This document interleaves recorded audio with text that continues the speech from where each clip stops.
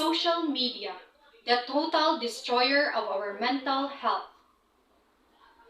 Social media is a revolutionary platform on the internet which drastically changed the overall view of the world and has become an integral part of our society. Due to evolution and expansion of technology, social media is becoming a vital tool for daily social interaction. The significance of social media in our world can be realized by the fact that nearly 2.65 billion people on the internet use this platform, and this number is estimated to grow in upcoming years. Social media has brought a lot of benefits to our society. However, social media has a considerable amount of negative impact, most especially on the youth. Social media has adversely affected the mental health of teenagers and is turning them into an antisocial generation. We are in this 21st century wherein social networking sites such as Facebook, Twitter, Instagram, and Snapchat have become immensely popular among teenagers. Frequent use of these sites causes an adverse effect on the mental health of the young adults, and due to the mental disorder, it has become more common among this age group. A study shows that 14 to 17 years old who use social media more than 7 hours were more than twice likely to suffer from depression. As teens use most of their time on social networking sites, observing images and content posted by their peers, which give rise to social comparison. Therefore, it enables youngsters to overanalyze themselves and have a negative impact on their self-esteem and body image, which can lead to depression and anxiety. However, nearly 43% teenagers feel pressure while posting content on social media that makes them look good. The new digital world of social interaction is in many ways of ruining our mental health and inhibiting our potential for personal growth. Social media is holding us back from living a life full of happiness and contentment. As social media and digital communications have advanced over the last few decades, they have definitely shaped the way in which we live our social lives today.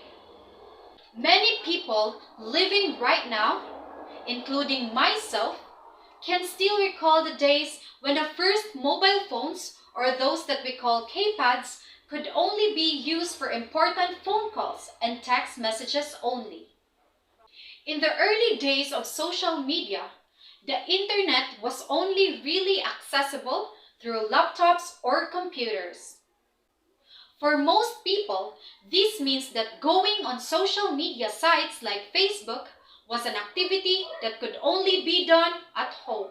Now, with the upgrade to smartphones and iPads, access to social media has widely existed. And with 3G and 4G connections, the internet can be used anywhere where signals can be obtained. And this paved the way to one of the most controversial issues in the world, and this is cyberbullying, which happens on the internet and can cause mental illness like depression and anxiety that would lead to suicide. Any kids who had been constantly bullied by other kids at school could go home and get away from it, all just for a little while. Now, with the existence of social media, bullies don't need to be at school or in the presence of their victims to cause them grief and emotional trauma. Social media negatively affects our mental health as it draws us away from reality. Social media and mental illness, such as anxiety and depression, are co-related. This doesn't mean exactly that it will cause you to have mental health issues, but rather using social media in a specific way, such as overusing it, may increase your chances of developing mental and depressive disorder. Aside from cyberbullying being the cause of mental illness, it also starts when we compare our lives to others, as we are constantly on social media to see what other people have posted and what everyone has been doing in their lives. We need to realize that nobody puts their failures and hard times up there. People always use social media and tell stories of their success and good times. This is why we always end up thinking that they are living their wonderful life. Then we start comparing our lives to theirs, which is wrong. We should always be contented with what we have and just be grateful for being alive. Furthermore, people are constantly posting pictures and stuff onto Facebook, Instagram, Snapchat, and as well as on other social sites.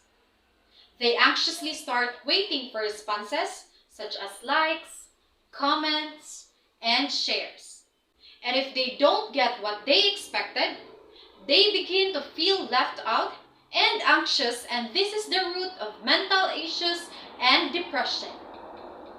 Then they usually utilize other measures to gain likes and followers so that they can feel satisfied in the digital world. Apart from that, when people get used to talking on social media and text, they fear human interaction, and this is because of fear of judgment for a reason that what they show on social media is perfect. But in reality, nobody is as perfect as their social profile shows. People do not seem to realize that social media slowly eats their mental health. We should limit ourselves from exposure to social media that could only cause us harm. Why not divert ourselves into much enjoyable yet a safer hobby that could make us happy?